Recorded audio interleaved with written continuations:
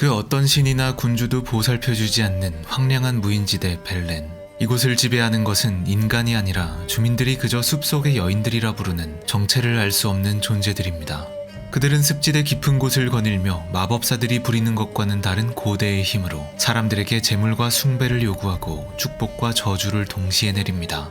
이야기의 주인공 돌연변이 괴물 사냥꾼인 위처 게롤트는 수년간 자취를 감췄다 갑자기 다시 나타난 수양딸 시릴라의 행방을 찾아 숲속의 여인들에게 불경한 도움을 청합니다.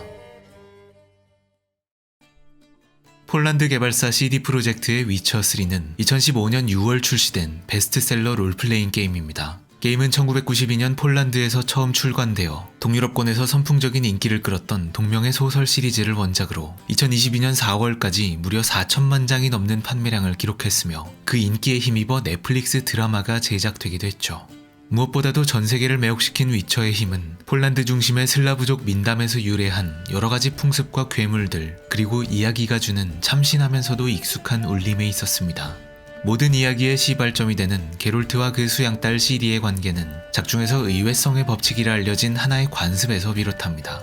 역사만큼이나 오래되었다는 이 관습은 누군가 생명을 구해주는 등 갚기 어려운 은혜를 입혔을 때 그 보상으로 집에 돌아갔을 때 처음 당신을 맞이하는 것 혹은 당신의 집에 있지만 예상하지 못한 것을 요구하고 또 제공하는 규약입니다. 작중에서 게롤트는 우연히 듄이라는 이름을 가진 기사의 목숨을 구하게 되고 이에 한 가지 소원을 들어주겠다는 듄이에게 의외성의 법칙에 따라 당신이 가지고 있지만 모르는 것을 요구하게 되죠.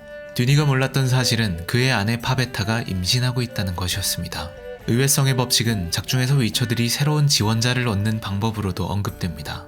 위쳐는 프레시엄이라는 마법적인 시술을 통해 개조된 일종의 돌연변이 강화 인간이지만 이 시술은 극도로 고통스럽고 위험하여 10명 중 오직 3명만이 살아남는 것으로 알려져 있죠. 그렇기 때문에 위쳐가 되기를 자원하는 사람은 많지 않고 따라서 위쳐들은 자신이 생명을 구한 사람들에게 의외성의 법칙을 이용해 아이를 요구하고 자신들의 요새로 데려가 위쳐로 길러내기도 합니다. 그리고 딸인 시리가 태어나자 듄이는 약속을 어기고 도망치려 합니다. 그는 사실 평범한 기사가 아니라 남부 닐프가드 제국의 황위 주장자였고 아내인 파베타는 신트라 왕국의 공주이자 마법적인 힘을 지닌 고대 혈통의 계승자였기에 특별한 아이인 시리를 일개 위쳐에게 넘겨줄 수 없었던 것입니다. 하지만 마치 운명처럼 듄이의 도주 계획은 어그러지고 게롤트는 부지불식간에 두 왕국의 계승권과 신비한 혈통의 소유자인 시리를 자신의 수양딸로 맞이하게 됩니다. 이렇게 시작된 게롤트와 시리의 인연은 소설과 게임 모두 이야기를 이끌어 나가는 핵심적인 동인으로 작용하죠. 당신이 모르는 것을 달라는 의외성의 법칙은 동유럽 슬라브계 국가들에 널리 알려진 모티프로서 트로이 전쟁과 관련된 그리스 전승과 구약 성경의 판관기 11장 등에서 그 원형을 찾아볼 수 있습니다. 기록에 따르면 트로이 전쟁을 마치고 귀환하던 크레타의 왕 이도메네우스는 바다 위에서 거대한 풍랑을 만나 죽을 위기에 처하자 바다의 신 포세이돈에게 도움을 청하며 자신과 부하들을 무사히 돌아가게 해준다면 집으로 돌아갔을 때 가장 먼저 마주친 살아있는 것을 제물로 바치겠다고 약속합니다. 무사히 집으로 돌아간 그가 가장 먼저 마주친 것은 다름 아닌 그의 아들이었고 이도메네우스는 약속대로 아들을 희생하지만 신들은 거꾸로 분노하여 크레타의 역병의 저주를 내립니다. 한편 구약성경 판관기 11장에서 이스라엘을 침략한 암몬인들과 싸우던 용사 입다는 마찬가지로 신에게 서원하며 자신이 암몬인들을 무사히 이기게 해준다면 자신을 맞으러 제 집 문을 처음 나오는 것을 번제물로 바치겠다고 약속합니다. 전쟁에서 승리하고 집으로 돌아간 그를 가장 먼저 맞이한 것은 춤을 추며 걸어 나오는 하나밖에 없는 그의 딸이었고 입다는 옷을 찢으며 통곡하지만 하나님과의 약속을 어길 수 없어 딸을 번제물로 바친다는 이야기죠. 초월적인 존재와의 약속과 예측하지 못한 결과라는 모티프는 러시아 전설이자 동화인 바다차르와 현명한 바실리사에 수용되었고 우크라이나부터 핀란드에 이르기까지 넓은 지역에 걸쳐 다양한 변형이 발견되고 있습니다. 이 동화에서 어느 인간왕은 바다차르라 불리는 아마도 이도메네우스의 포세이돈에서 유래한 초월적 존재와 거래하고 그 대가로 집에 있지만 모르는 것을 바치기로 약속하는데 그의 집에는 역시나 갓 태어난 왕자가 있었습니다. 그러나 여기서 모티프는 변형되어 왕은 왕자를 바로 희생하는 대신 훗날 장성한 왕자를 바다차르에게 보내게 되고 바다차르는 왕자에게 몇 가지 시련을 내립니다. 왕자는 바다차르의 딸 현명한 바실리사의 도움을 받아 이를 극복하고 바실리사와 행복한 가정을 이루게 되죠. 인신공양 풍습, 약속과 언어의 중요성에 대한 신화적 교훈의 이야기였던 원본 모티프가 인간 중심의 서사로 변화한 것을 느낄 수 있습니다. 비록 우연한 계기로 가족으로 맺어졌으나 온갖 고난을 극복하고 다시 재결합하는 게롤트와 시리의 이야기는 가족의 인연은 속세의 어떤 힘보다 강하다는 현대의 이야기다운 교훈을 제시하는 것이죠. 많은 현대 대중서사와 마찬가지로 위쳐는 가족과 사랑에 대한 이야기이기도 합니다. 이러한 테마를 우리는 위쳐3에서 팬과 평론가들의 극찬을 받은 퀘스트 피해 남작과 그 가족에 대한 이야기에서 엿볼 수 있죠. 게롤트는 수양딸 시리의 행방을 찾아 전쟁으로 황폐화된 무인지대 벨렌에서 까마귀 횃대라는 이름의 요새를 지배하는 피해 남작 필립 스트랭거를 만나게 됩니다. 남작은 시리의 행방에 대한 단서를 쥐고 있지만 이를 공짜로 제공할 생각은 없었고 게롤트에게 실종된 자신의 딸과 아내를 찾아달라고 부탁하죠. 이야기가 진행되며 플레이어는 남작의 가족이 실종된 것이 아니라 그의 주폭에 시달리다 도망친 것임을 발견하게 되고 심지어 아내인 안나가 그 과정에서 뱃속의 아이를 유산한 사실까지 알게 됩니다. 남작은 유산한 갓난아기를 장례도 치르지 않은 채 요새 구석에 묻어버렸고 위쳐 세계관에서 이는 끔찍한 실수입니다. 보틀링, 폴란드어로는 포로니에츠라 불리는 이 괴물은 유산이나 원치 않은 임신 등을 이유로 일찍 죽은 아기가 변화한 일종의 원한기로서 실존하는 폴란드 전설에 기원하고 있습니다. 아이의 형태지만 혐오스러운 외형을 가지고 마치 생전에 복수를 하듯 임산부의 침대 밑에 숨어들어 그 피를 빨아먹고 태아를 살해하는 괴물이죠. 하지만 퇴치법은 의외로 간단한데 보틀링에게 제대로 된 이름을 지어주고 문지방 아래 다시 묻으면 괴물은 집안을 지키는 수호령인 러버킨 혹은 크워북으로 다시 태어나게 됩니다.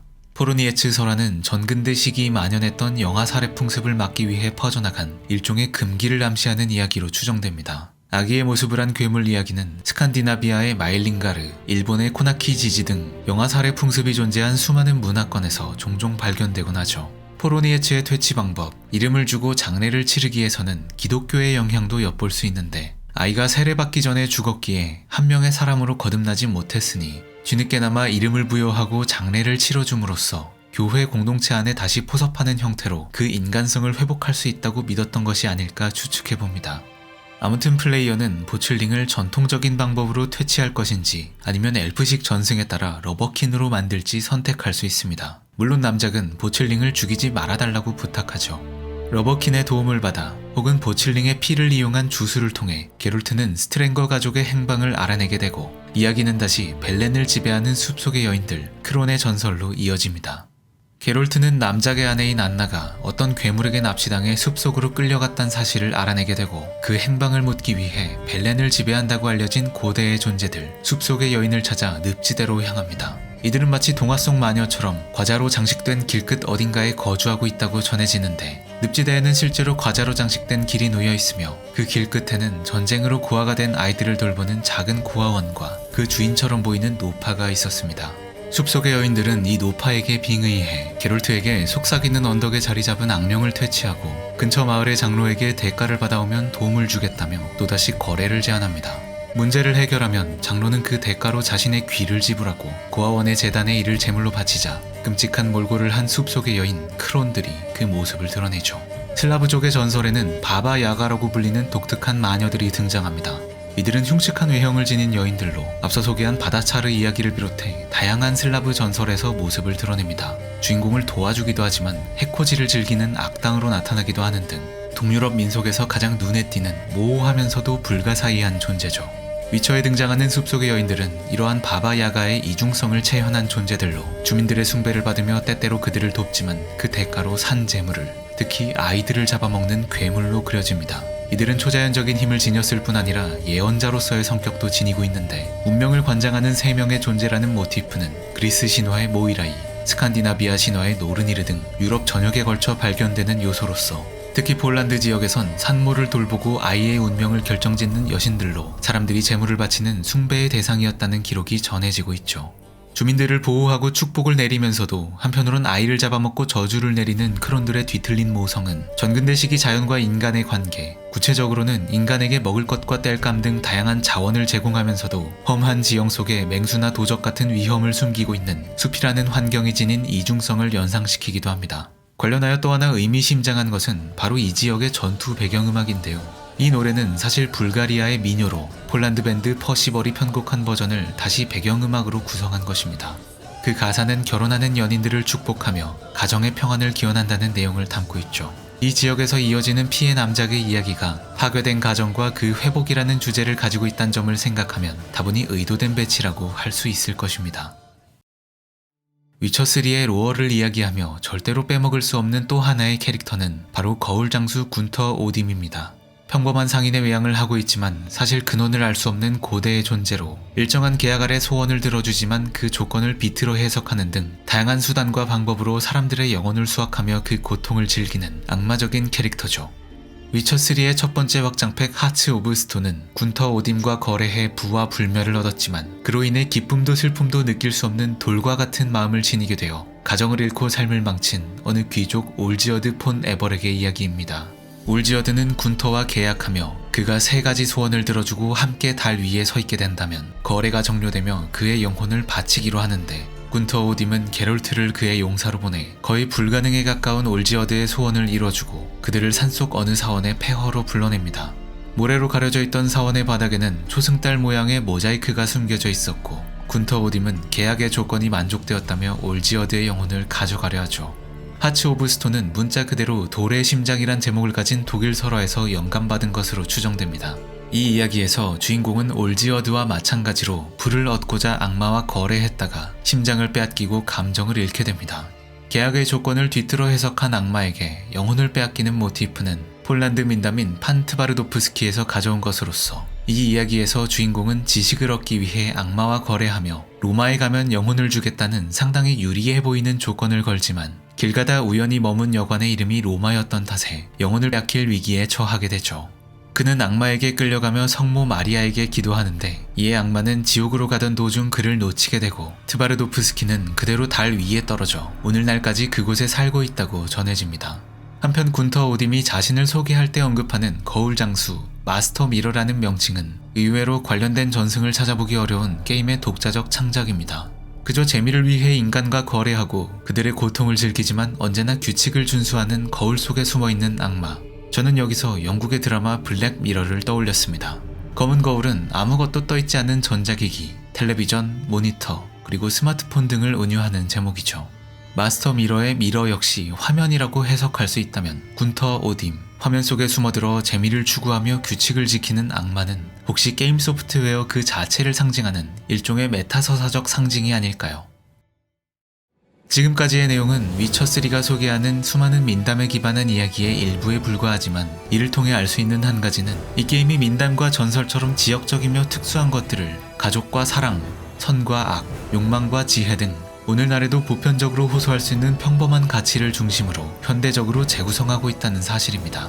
특히 게임 내내 플레이어의 귀를 즐겁게 하는 사운드 트랙은 앞서 소개한 것처럼 지역의 민요를 편곡해 사용하고 슬라브계 전통 악기를 적극적으로 활용하는 등 전세계 게이머들에게 이국적이면서도 공감할 수 있는 선율을 선사했죠. 전통 악기의 현대적인 선율. 이것이 아마도 위쳐3의 전세계적 성공을 거칠게나마 요약해주는 표현인 것 같습니다.